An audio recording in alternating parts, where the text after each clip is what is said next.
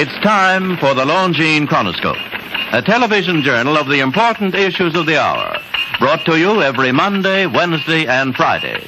A presentation of the Longines Whitnor Watch Company, maker of Longines, the world's most honored watch, and Whitnor, distinguished companion to the world-honored Longines. Good evening, this is Frank Knight. May I introduce our co-editors for this edition of the Longines Chronoscope? Larry Lasser, CBS News correspondent, and Kenneth Crawford, National Affairs Editor of Newsweek magazine. Our very distinguished guest for this evening is Admiral Richard E. Byrd. The North Pole used to be a no-man's land, but these are the days when, by buying a ticket on a commercial airliner, you can fly across the North Pole and drink a cocktail at the same time. You know, only 60 or more years ago, about 35 years ago, our guest tonight found out whether there was any land north of the North American continent. He made that first discovery flight, and I must say that Admiral Byrd, our guest tonight, is not only our greatest living explorer, but he's been an inspiration to countless Americans. Admiral Byrd, you've been to both the North Pole and the South Pole. Is there any unexplored land left on this earth that might appeal to adventurous young Americans? Yes, there is. And not up around the North Pole, because it's getting crowded up there now, because they find out it's really usable, not only to live in, but militarily.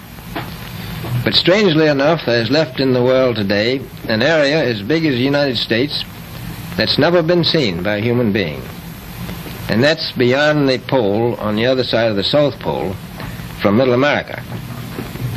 And I think it's quite astonishing that there should be an area as big as that unexplored. This is a tremendous So challenge. there's a lot of adventure left down at the bottom of the world. Well, Admiral, do you hope to see that? I do. Well, Admiral, Yeah. would you say that since you've been to both the extremities of Earth, are these expeditions to such far-off places, are they getting easier because of modern techniques, or is danger still close at hand? Well, it's a little risky, but nothing like it used to be with the old slow planes and the small cruising radius where we had to put down bases. We replaced the dog teams, and of course that was a big improvement. But now the planes go much faster and they're safer, and they have a much bigger cruising radius. You haven't got the danger of a terribly heavy load. Admiral, an expedition to which I believe you're the advisor is now en route. What is that expedition doing? Well, that's the icebreaker Atka, and it's a reconnaissance expedition. It's going down to the South Pole area to make certain observations and to look for some bases.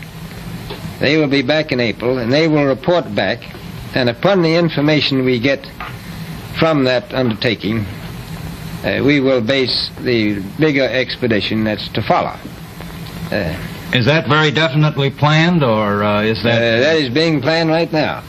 So I'm willing to say to you that there will be a number of expeditions that will follow, I think, year after year, at the bottom of the world, because the government has really become interested. Well, Admiral Byrd, I can understand, I think everybody can, the interest in the North Pole because it's so near our greatest challenger, Soviet Russia. But why this interest in the bottom of the world? Nobody living down there, is there?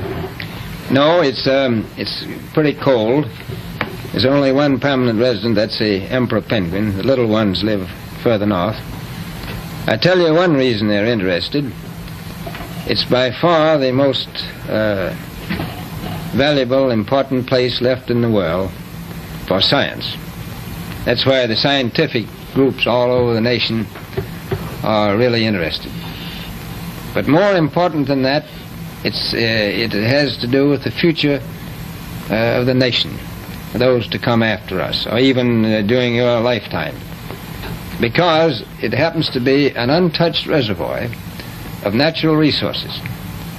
And, you know, as the world shrinks with an ever-increasing acceleration, far-flung places, once useless, like we thought the North Pole was, and no man's land, become very useful. The bottom of the world will be important, not only to us, but to our allies. I was going to ask you, does it have military importance? It has some, and as the world shrinks, it will continue to shrink with an ever-increasing acceleration. thus bringing these places closer.